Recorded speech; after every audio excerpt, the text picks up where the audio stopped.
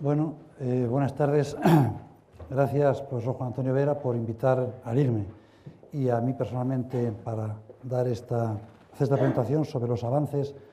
en almacenamiento de CO2 que estamos haciendo desde el IRME. Y quería hacer una presentación. Primero, yo no sé si pedir disculpas por la hora que es, si debo hablar bajito, por si el tema puede ser demasiado suave o demasiado brusco en lo que voy a contar. En cualquier caso, lo quiero estructurar en dos partes, la charla. La primera, el almacenamiento de CO2, la justificación y el contexto en el que se mueve la tecnología CAC, captura y almacenamiento de CO2, en la parte que nos toca solamente almacenamiento. La captura va por otra línea más industrial, más de desarrollo tecnológico, y después la segunda parte de la presentación la haré estrictamente del proyecto que estamos llevando a cabo de selección de áreas y estructuras geológicas favorables para el almacenamiento en España. La justificación del contexto, en general, pueden ser vaguedades, pero hay que tenerlas en cuenta para valorar en su justa medida el alcance, la importancia, la profundidad y la trascendencia que tiene el aumento de CO2. Si las emisiones de CO2 implican un calentamiento global y eso, como derivada del calentamiento, un cambio climático, que es con lo que se nos amenaza en los modelos de cambio climático, con dramas, con catástrofes, con eventos de huracanes, inundaciones, avenidas, subida de nivel del mar, sequías, etc.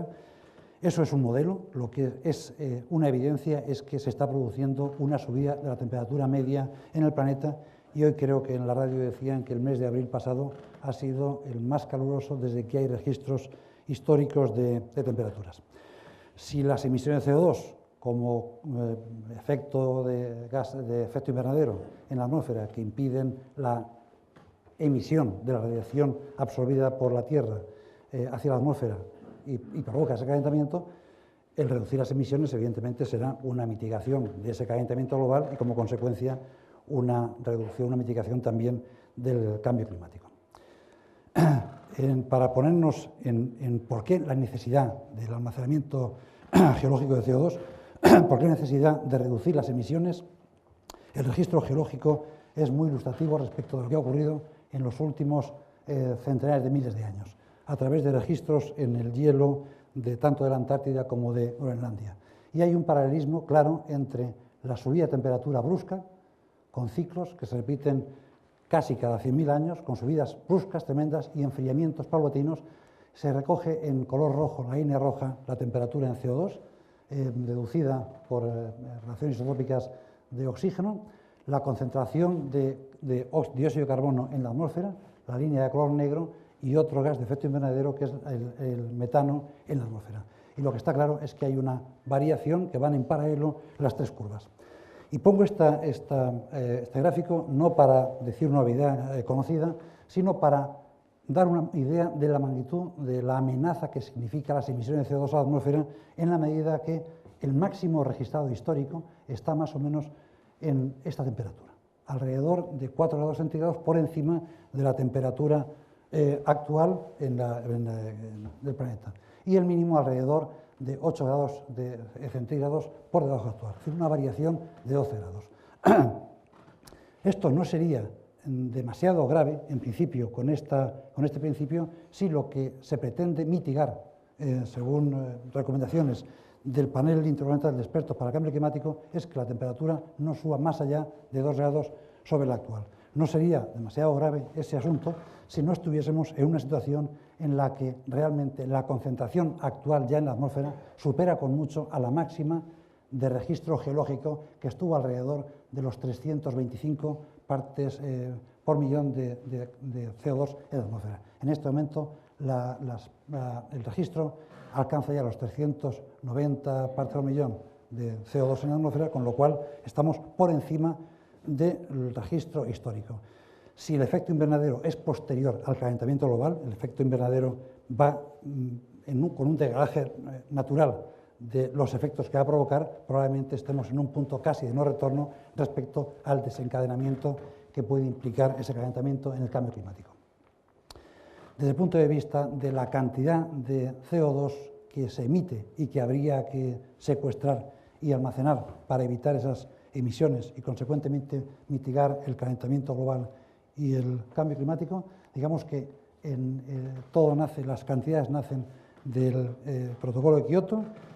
con año de referencia en emisiones 1990, y las emisiones en kilotoneladas, millones de toneladas, miles de toneladas de gas de efecto invernadero en equivalente de CO2 fueron en España de 225 millones. En neto de CO2 fueron 228, el resto es otros gases de efecto invernadero, especialmente metano y otros gases. En 2005, año en que empezó a aplicarse realmente el protocolo de Kioto, las emisiones habían ascendido a 435 millones de toneladas de CO2 equivalente y de CO2 neto 357 millones, con un incremento sobre el año base del 56%, cuando realmente lo que el protocolo de Kioto dejaba o permitía para España era un incremento del 15% sobre el año base. En 2008 el crecimiento fue del 42%, 43% en CO2 en neto. Y esto significa, en este último cuadro, en estas últimas columnas de la tabla, son las toneladas que supuestamente autorizadas, consentidas, permitidas en aumento por el protocolo de Kioto. En el 1990 fueron de 120 millones de toneladas. Para el 2005 se emitieron 189 millones de toneladas, que era un incremento sobre el 15%, digamos, permitido, autorizado, de 50 millones de toneladas, y en el 2008 de 34 millones de toneladas. Esto significa que para mantenernos en los márgenes de no exceso sobre lo permitido, debería haberse almacenado ya en 2005 50 millones de toneladas y en 2008 34 millones de toneladas. Evidentemente, eso es algo inalcanzable, imposible, porque no todo el CO2 que se emite procede de centros industriales donde es posible esa captura y esa limpieza de otros flujos de los gases de combustión. Es decir, ahí está mezclado todo el CO2 que se emite, incluyendo el sector residencial, agrícola, el transporte, etcétera, que no es susceptible de una captura con la tecnología actual. Otro, en el contexto político, económico y social de por qué hay que hacer una captura y almacenamiento de CO2 o una reducción de emisiones, el primer informe de carácter económico, basado en los informes del IPCC más científicos, más de dimensiones, digamos, ambientales y cuantificando los efectos que puede causar este calentamiento global, es el informe Stern, que es el primer, como digo, informe de carácter económico, que es dramático y anuncia grandes catástrofes y grandes pérdidas económicas para todo el planeta si no se pone remedio a esas emisiones. Y concluye diciendo que haría falta una inversión equivalente al 1% del PIB mundial, una salvajada, si no se quiere, para intentar evitar que se lleguen a tener pérdidas del 20% de ese PIB por cuestiones del cambio global. El por qué el almacenamiento geológico y no el almacenamiento convencional. Un almacén no se entiende que es algo que regula. No mete un almacén para guardar Coca-Cola, para tener petróleo, gasolina, etcétera, porque es un flujo de entrada y salida. CO2 no va a ser entrada y salida, se va a ir produciendo continuamente y de algún modo serían almacenes ilimitados. De ahí que sea geológico en la medida que el espacio geológico del suelo supuestamente es ilimitado para las dimensiones o para los volúmenes que habría que almacenar. ¿Y por qué en el subsuelo y a qué profundidades? Y es que el CO2 en su comportamiento de gama de fases hay un punto en el que alcanza el estado supercrítico, es decir, se comporta, tiene una densidad más alta que la como gas, se comporta realmente como un líquido, pero mantiene las propiedades del gas. Y esto se produce aproximadamente a unos 55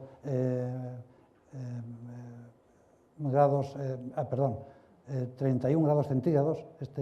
no sé, por el 56,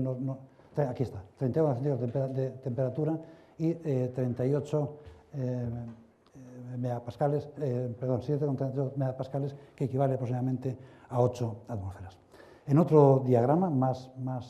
ilustrativo, más gráfico, en el que se representan las líneas de la densidad del CO2 en función de presión y temperatura, el punto crítico del paso de gas líquido, que sería como con el carácter de gas licuado a supercrítico, están con estas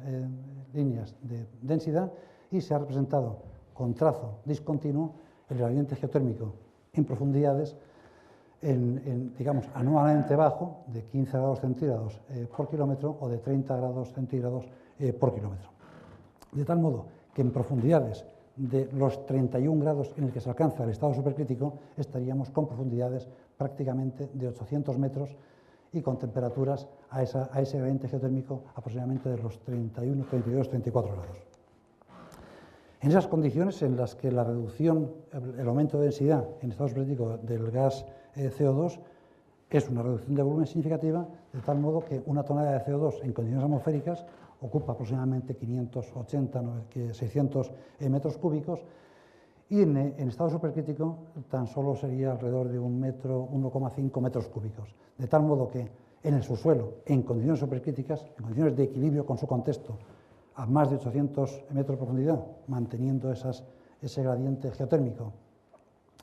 y la presión correspondiente, diríamos que ocupa una tonelada de CO2 alrededor de 18 metros cúbicos,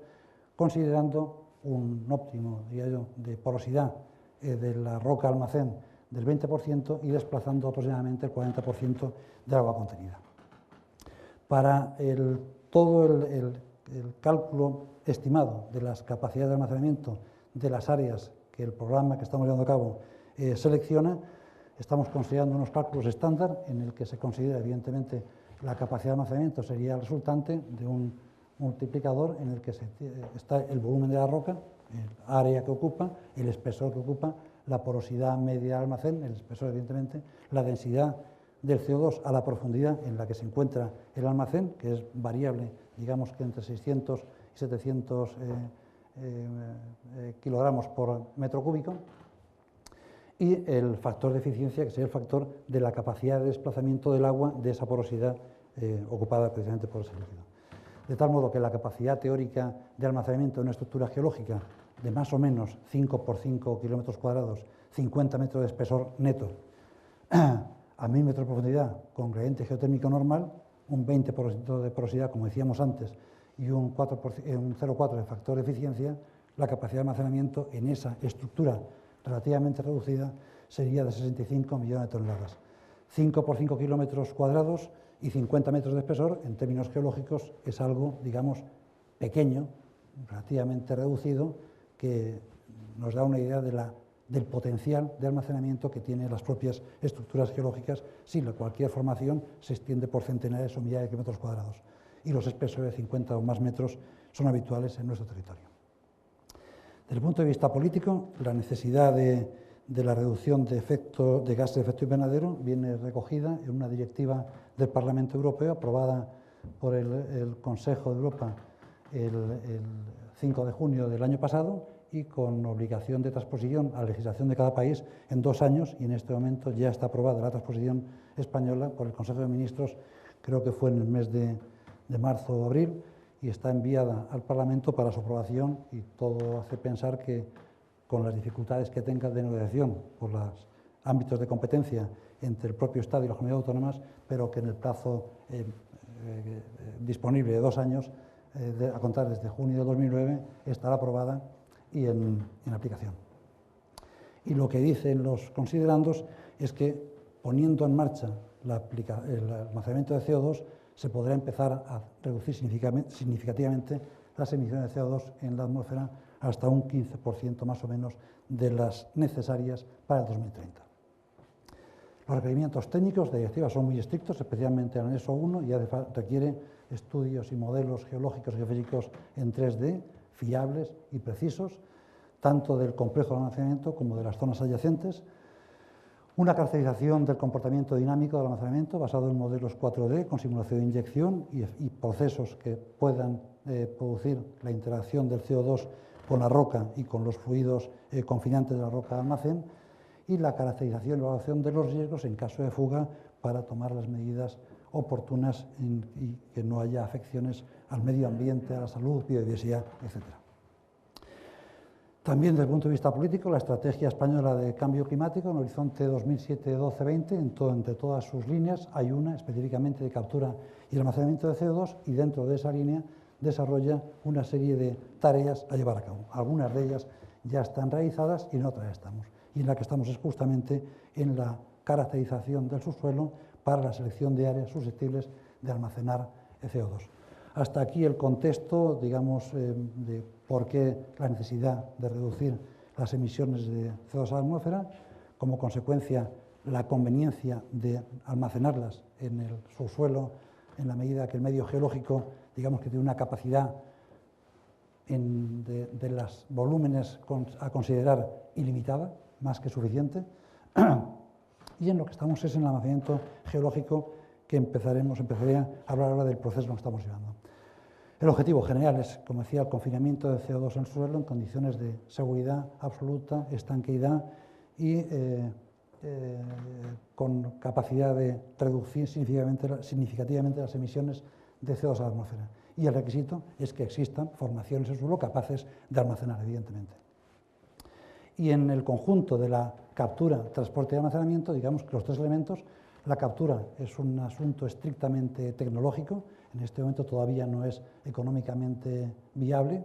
compensa más desde el punto de vista estrictamente económico pagar derechos de emisión que hacer la captura, pero para el 2015 se supone que en la curva de aprendizaje de la tecnología estará a punto y de hecho en el programa europeo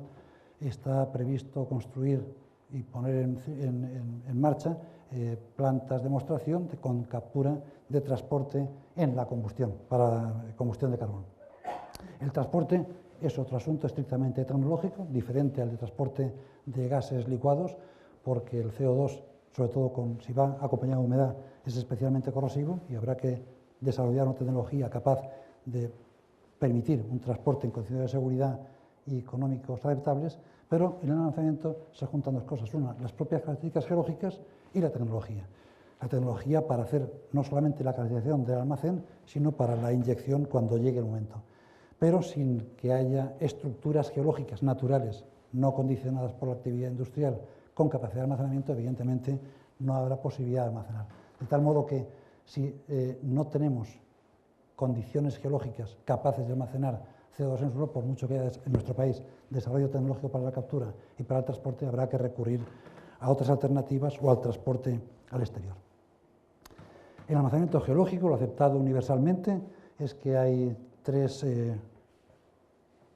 condiciones geológicas adecuadas para el almacenamiento.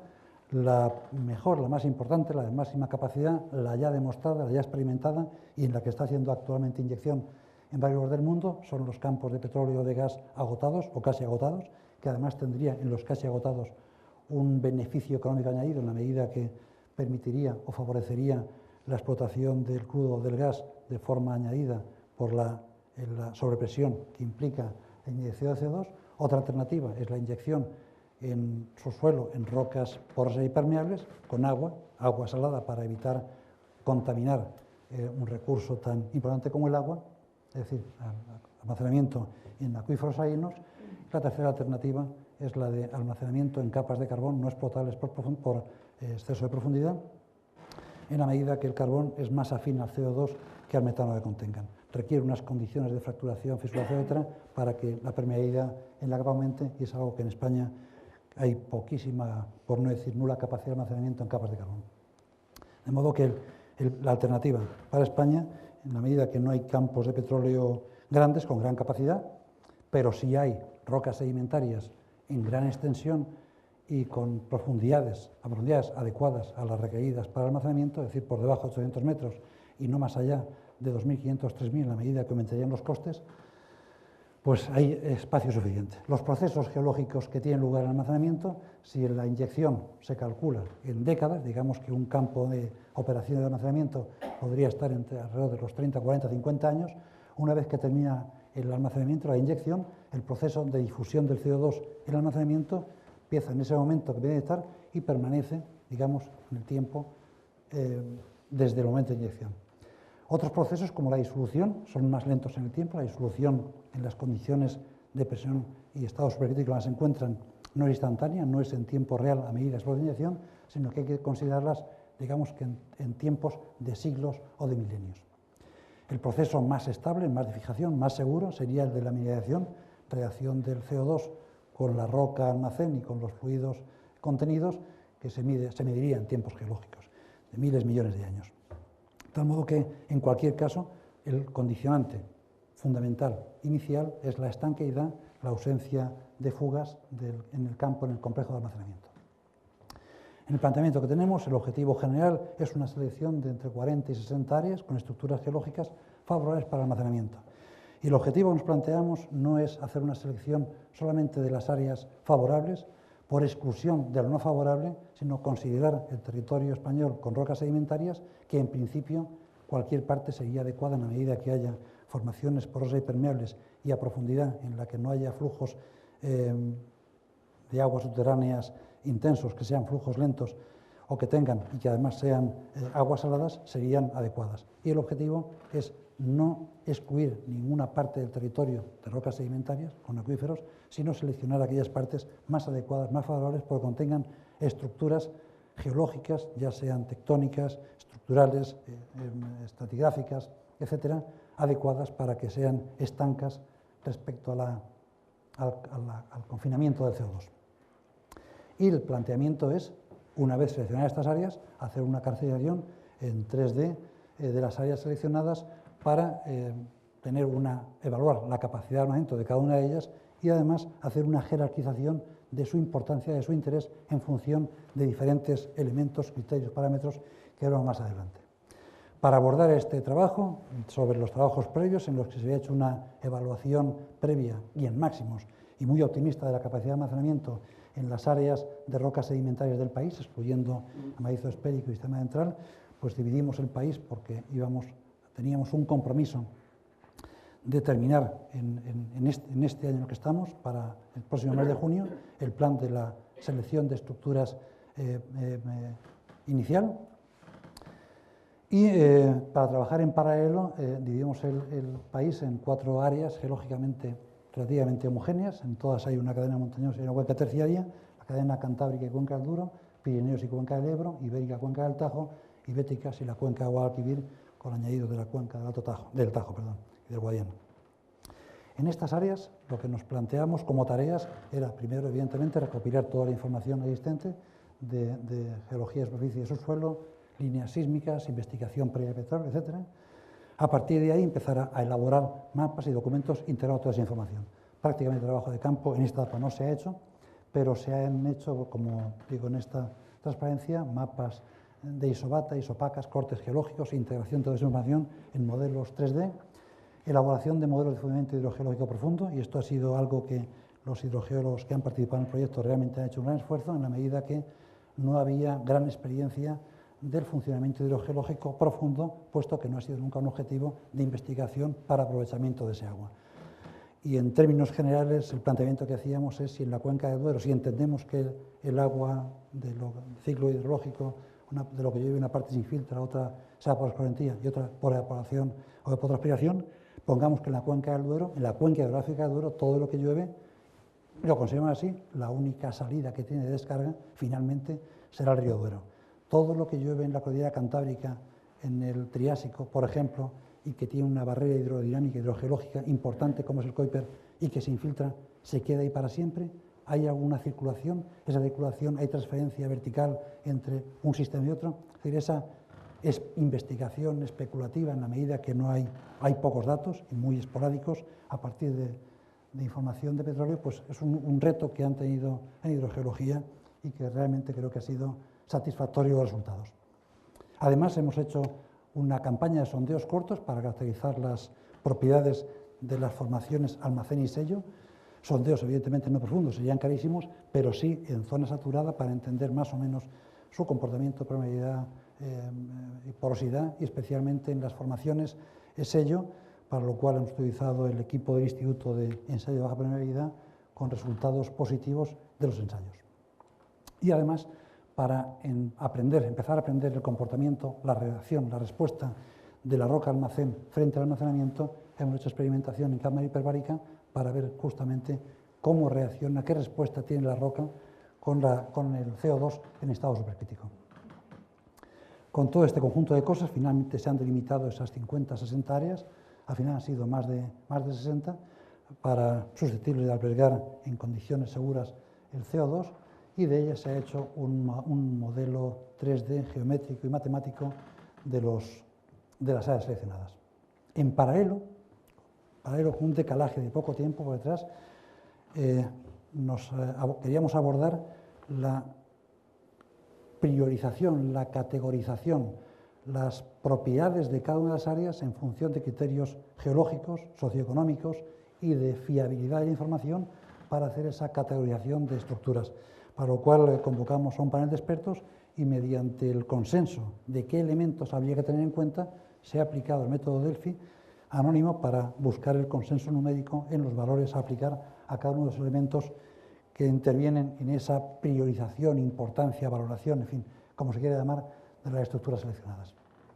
Voy a poner un ejemplo del desarrollo metodológico de una de las áreas en las que vivimos el país, en el caso de la Cordillera Ibérica y Cuenca del Tajo, para ver qué es lo que se ha hecho a grandes rasgos para llegar a esos objetivos que presentaremos finalmente antes del verano, para el mes de junio. Para cada una de las grandes áreas hemos tenido una etapa regional, una etapa de detalle. En la etapa regional identificamos grandes discontinuidades geológicas que tendrían que tener alguna repercusión en el comportamiento hidrogeológico profundo. Y para eso consideramos como superficie de referencia a modelizar en 3D, en la medida que nos darían la base y el techo entre esas unidades, esas estructuras geológicas o formaciones geológicas susceptibles de contener estructuras de detalle estancas capaces de almacenar CO2, las unidades de referencia han sido el límite del macizo espádico, varisco con la cobertera la que sea, mesozoico, terciario, depende de los casos. La siguiente discontinuidad ha sido el límite triásico-jurásico, el techo del Kuiper, para entenderlo, Fasis Kuiper, en la medida que el Kuiper, siendo arcilla, sería una barrera impermeable para la circulación de fluidos en el Triásico y en el Jurásico. Otra discontinuidad que no es tan homogénea para todo el territorio, pero sí que tiene un significado tectónico y en la mayor parte de las veces con contenidos de formaciones arcillosas o margosas impermeables, ha sido la discontinuidad fundamental en el Cretácico, digamos, para entendernos que alrededor de las facies utrillas, más bien en la base de las utrillas, de hecho de las facies Purbeck-Beal, depende de las regiones, Huroniano, pero en fin, en ese límite que significa un cambio significativo en la evolución tectónica del Mesozoico español. Y el siguiente límite a modelizar era justamente el límite entre esa serie mesozoica, depende de los niveles erosivos, y el terciario continental subyacente. Con esas cuatro superficies lo que se ha hecho ha sido buscar el modelo de cada uno de ellos en mapas de isobatas, de tal modo que en este caso es el límite justamente de la Paleozoico con la cobertura en la región de la cadena ibérica y Cuenca del Tajo. Este es el mapa de isobatas en isolíneas con colores, pero llevado a modelo de quitar el terreno, entendiéndolo como que las isobatas son curvas de nivel, llevando a un mapa de sombras para ver cómo sería la topografía si no hubiese toda esa cobertura mesozoica y terciaria. Este mismo mapa, esta misma superficie de referencia se ha hecho para cada región, para este límite paleozoico cobertera, el límite triásico-jurásico, desde fases Kuiper, el límite ese que decía en el Jurásico-Cretácico, Cretácico inferior-superior, depende de las regiones, y el límite del Mesozoico con la cobertura terciaria. Este es el límite de la superficie de isobatas del techo del Triásico, en la misma cuenca, con lo cual entre una superficie y la otra tendríamos el conjunto de las isobatas de los espesores del Triásico. Representado en diferentes perspectivas, en visión cenital y en visión en perspectiva, y de acá se han construido además cortes geológicos con el mayor detalle posible, regionales, para entender cómo es la estructura. Se ha analizado cuando había pozos de petróleo, líneas sísmicas, para integrar toda esta información de subsuelo con los modelos, las superficies previas, en modelos 3D, caracterizando los tipos de estructuras susceptibles de constituir almacenes geológicos, categorizándolas en función de que sean series monoclinales u horizontales, trampas hidrodinámicas, que sean estructuras con cierres por falla en anticlinal, en cúpula, etcétera, para cada una de las regiones un catálogo, digamos, de estructuras tipo susceptibles de tener cierres naturales para el entramamiento del CO2. En los estudios hidrogeológicos se ha tenido en cuenta desde la hidrogeología más superficial, de los niveles con mapas de los niveles piezométricos en cada región, la calidad del agua, especialmente obtenida a partir de los datos cuando había de petróleo, marcando especialmente áreas con salinidad elevada, figura de protección ambiental en la medida que a la hora de seleccionar las áreas alguna implicación puede tener que haya áreas protegidas, y desde el punto de vista socioeconómico tiene su interés para la categorización. Y finalmente la etapa regional concluía, como decía antes, con unos modelos del comportamiento hidrogeológico profundo, marcando unas barreras hidrogeológicas, unas líneas de flujo en función de lento, muy lento y de la salinidad que podían tener, y teniendo en cuenta también a partir de datos de sondeos de petróleo, datos de la presión en el pozo y de la salinidad. De tal modo que ahí se ha hecho una reconstrucción, primero en 3D y a partir de ahí exportándolo a ModFlow para ver las líneas de flujo, y confirman en los modelos matemáticos, como no pues otro modo, el modelo conceptual previo elaborado por los hidrogeólogos. De tal modo que con todo este conjunto de estudios y de caracterización con cortes geológicos, datos de sondeo, etc., se llegó a una primera selección en cada una de las regiones de áreas favorables, áreas susceptibles de contener en el suelo estructuras geológicas concretas de detalle con capacidad de almacenamiento o susceptibles de almacenar CO2. Y voy a hacer, como he hecho en la etapa regional, un repaso de alguna de las áreas para ver qué contenido o qué información tienen estas áreas. En este caso es la Sierra de Altomira, dentro de la cuenca de la región de Ibérica, cuenca del Tajo, a partir del mapa geológico GEODE, 1.50.000 continuo, la leyenda del mapa geológico y los cortes geológicos que están acá marcados en esta línea. Todos estos cortes geológicos, a partir de los cortes geológicos se han elaborado los mapas de isopacas, en este caso en isolíneas y en mancha de grises, que da una idea de cómo es la estructura, es decir, una estructura en anticlinal que va cabeceando y que, llevado a un modelo, a software capaz de trabajar en 3D y generar modelos, los cortes geológicos integrados que construye este modelo, y que, si vamos más adelante, se construye de este modo, dando la superficie de cierre en profundidades razonables de la estructura. Este mismo modelo lo vamos a ver en 3D para ver cómo es más o menos su dimensión y su geometría, viéndolo realmente en 3D, y para eso está construido exportado a este nuevo modelo o nuevo programa de PDF, que en cualquier ordenador, sin necesidad de tener un software complicado, se hace correr. Este modelo se ha generado a partir de los cortes geológicos, prácticamente sin información sobre ellos. Los cortes geológicos están representados en estos planos de color gris, con esta traza, son estos de acá y todos estos que se ven por acá en medio, y a través de este corte longitudinal, norte hacia donde marca la flecha. Sobre este modelo, si lo vemos un poco quitándole capas, la estructura directamente en 3D de este lugar, quitándole las referencias de los cortes geológicos, podríamos ver para verlo cómo responde. Lo que está representado es la superficie modelo digital del terreno, es decir, la superficie topográfica y la superficie de referencia fundamentales para este almacén de CO2, supuesto almacén de CO2 o esperable almacén de CO2, y las referencias, las superficies modelizadas han sido el Kuiper, techo del Kuiper, como barrera, como formación, sello para el CO2, la superficie del almacén, que es la del Bunsenstein, como areniscas con capacidad, con porosidad estimada suficiente como para que pueda ser un almacén, de tal modo que la distancia que hay, el espesor que hay entre el almacén, que está con estos colores, después lo veremos más limpio, y esto sería el espesor de toda la capacidad de sello del almacén. Si vemos la siguiente vista preparada, que sería la del sello, quitándole la superficie del terreno, lo que tenemos es el techo del Kuiper, con una frente de los cabalgamientos, fallas inversas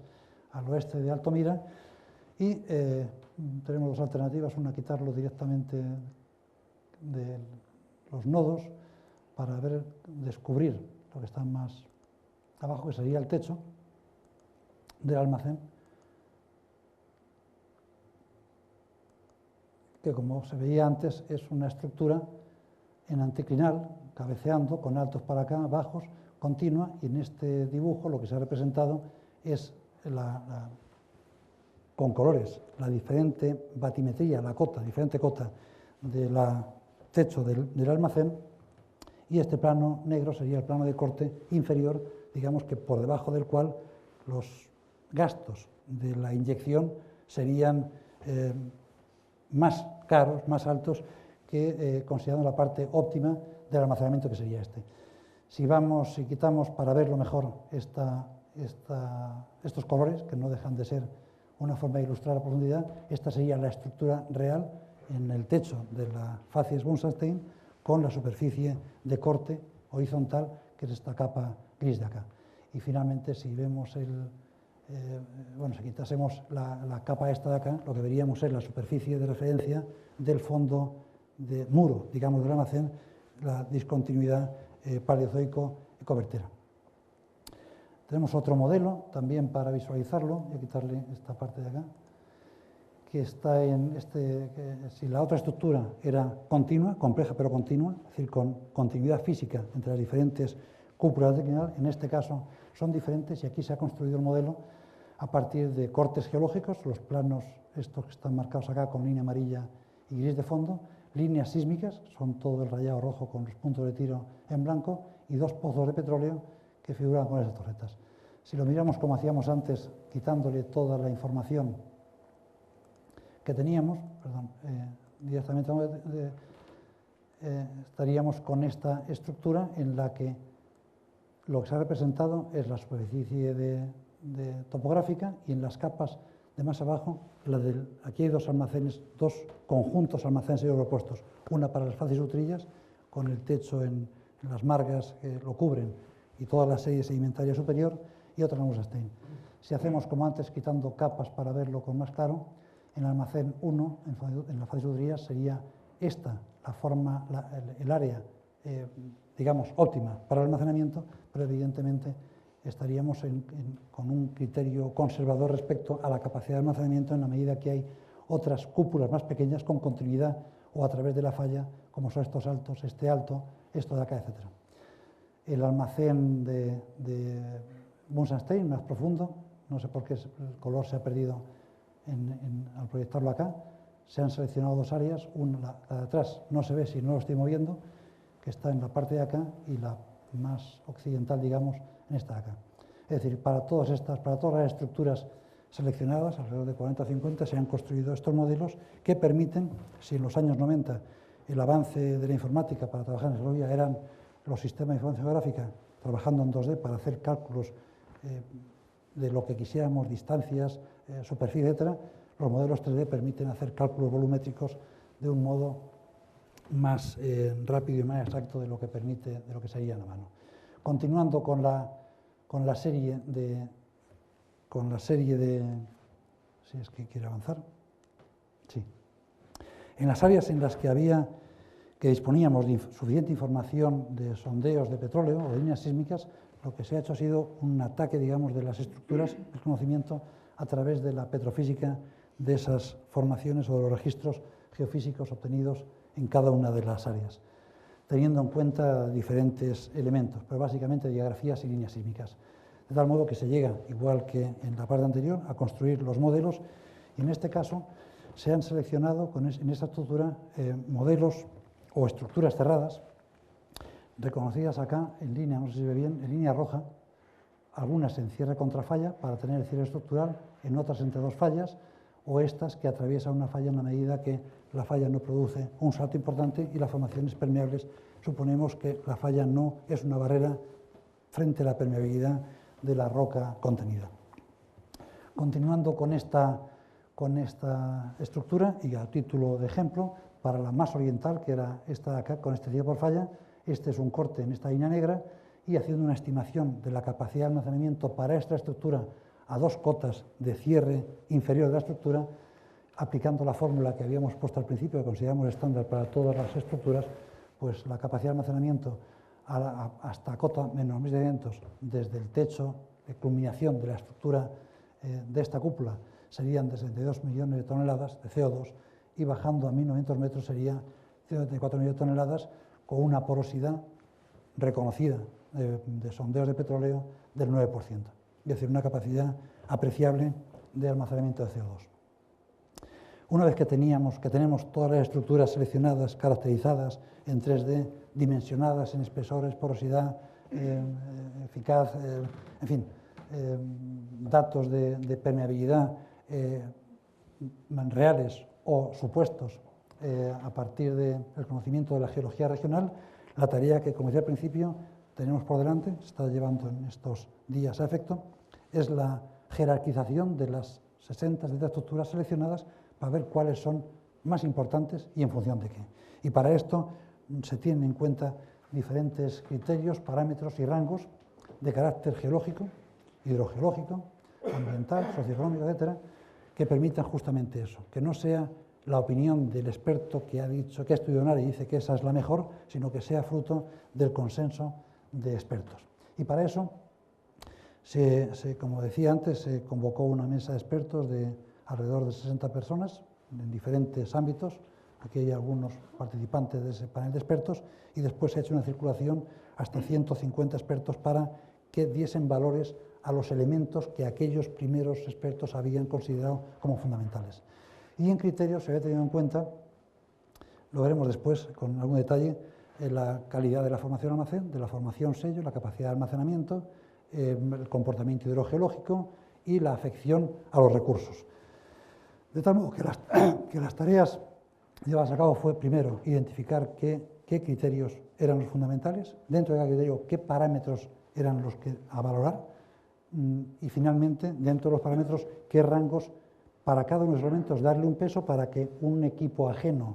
a la elaboración de los modelos, para que no hubiera ninguna tendenciosidad ni ningún interés en una área o en otra, se aplique en abstracto y en frío esos valores. Los criterios científico-técnicos, más allá de los socioeconómicos, que se tuvieron en cuenta es, como decía antes, la calidad de la formación almacén, y ahí entran parámetros como el espesor, la porosidad, la estructuración, la fracturación, etcétera, elementos, digamos, que son medibles, objetivamente medibles, pero que cada valor que se le dé es la respuesta de ese consenso de expertos. De tal modo que es mejor, finalmente, una formación almacén a 1.500 metros con 80 metros de espesor o a 1.200 con 120 metros. Es decir, como los factores son múltiples y variables, el acordar y aplicar un método para jerarquizar era fundamental. Entonces, los criterios científico-técnicos tenidos en cuenta han sido la calidad de la formación almacén, de la formación sello, el tipo de estructura, si es estructural, hidrodinámica, sedimentaria, etcétera, estratigrafíca, la capacidad de almacenamiento, no es algo obvio, la hidrogeología profunda, como decía, y los recursos afectados, en la medida que puede haber un conflicto de intereses en el territorio. Desde el punto de vista ambiental y socioeconómico, se han tenido en cuenta criterios de población y medio ambiente, que es mejor, o cuánto es mejor o peor que una estructura esté cerca de una población, digamos, mediana o grande, o que esté en medio del desierto de las Ardenas. El impacto económico que pueda tener una región, en la medida que habrá que construir un complejo industrial importante para el complejo de almacenamiento, de inyección, y qué aceptación social pudiera haber. Es evidente que a priori la aceptación social en un territorio donde hay actividad minera será seguramente más fácil que en un área en la que sea estrictamente urbana y, digamos, de ocio. Y además, finalmente, había que tener en cuenta otros elementos para jerarquizar las estructuras, y es la fiabilidad de la información. En la medida que no es información recogida por un solo equipo y recogida con unas mismas herramientas que están calibradas, etcétera, sino que es información disponible y existente, ¿hasta qué punto nos podemos fiar de la información, y tanto de la calidad de la información como del tipo de información? Es decir, no es igual que la información sea la obtenida en trabajos de campo, cuando se hizo la geología magna, que sea información obtenida de un pozo de sondeo, de un sondeo. No es igual que sea la estimación de profundidades a partir de la geología de superficie, que sea a partir de líneas sísmicas bien interpretadas. De tal modo que hay una fiabilidad del tipo de información, de la calidad de la información, y otra fiabilidad del producto de salida. Por una parte, el dato en abstracto, por otra parte, la información elaborada. Con todo esto, la tabla esta no es para que se vea, evidentemente, pero finalmente quienes trabajan en la calidad de las estructuras dan la información para que los elementos que se tienen en cuenta de todos esos parámetros dentro de cada criterio, otro grupo de trabajo los recupere para aplicarlos y jerarquizar las estructuras. De tal modo que al final lo que nos va a quedar es una matriz en la que, jugando con favorabilidad de los elementos a tener en cuenta y la fiabilidad de la información, tendremos áreas en las que la favorabilidad es elevada, con información fiable, y evidentemente serán áreas priorizadas en los primeros lugares. Seguro que hay buena información y el área es favorable como consecuencia de los datos obtenidos en el trabajo, de la caracterización. Y habrá, por el contrario, áreas de muy baja favorabilidad con información poco fiable. Áreas con favorabilidad elevada a partir de información poco fiable y áreas que sean favorables a partir de información poco fiable. Y esto lo que nos da, este ejemplo lo pongo por una idea de cómo continuar en fases posteriores. Parecería que cuando la fiabilidad sea alta sería conveniente seguir estudiando, pero no siempre así. Por ejemplo, cuando haya una baja favorabilidad a partir de información fiable, resulta que probablemente sería algo a descartar, en la medida que la información es buena, la que tenemos, y la favorabilidad finalmente es baja. En cambio, en todo negativo, quizá no sea tan despreciable en las zonas, porque la baja favorabilidad es porque era la información poco fiable y no teníamos confianza en lo que había. ¿Es posible que la favorabilidad aumente en la medida que tengamos información más fiable? Es decir, que con todo esto nos ayudará finalmente a una aplicación de una nueva jerarquización en función de criterios, digamos, de experto, valorando justamente estos elementos. Finalmente, con todas las áreas seleccionadas, con su modelo 3D, con la evaluación de las capacidades de almacenamiento y la aplicación de esos criterios, obtendremos ese mapa de estructuras, pero jerarquizado por orden de importancia. Y la intención es sacar diferentes listas de importancia. Importancia, favorabilidad desde el punto de vista estrictamente técnico, geológico e hidrogeológico. Con una favorabilidad en la que, sumando al criterio geológico e hidrogeológico, se sume el criterio socioeconómico. Y la tercera lista,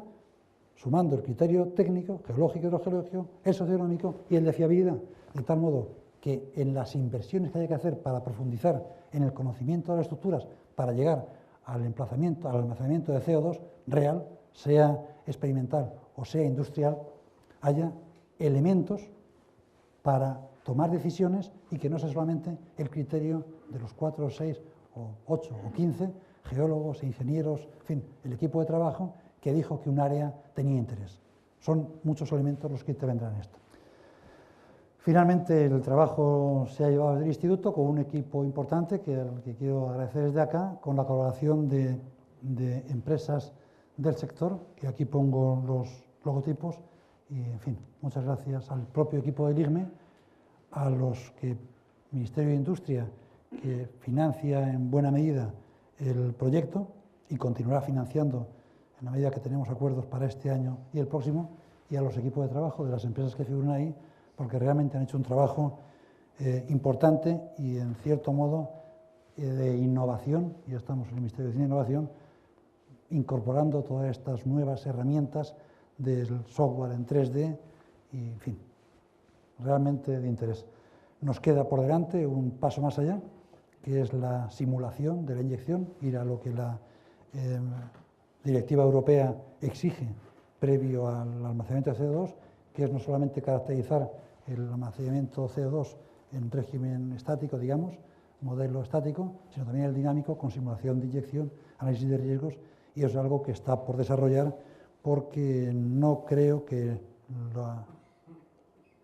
tecnología actual que procede del petróleo sea directamente aplicable, en la medida que la modelización 3D, 4D en petróleo es de extracción, pérdida de presión,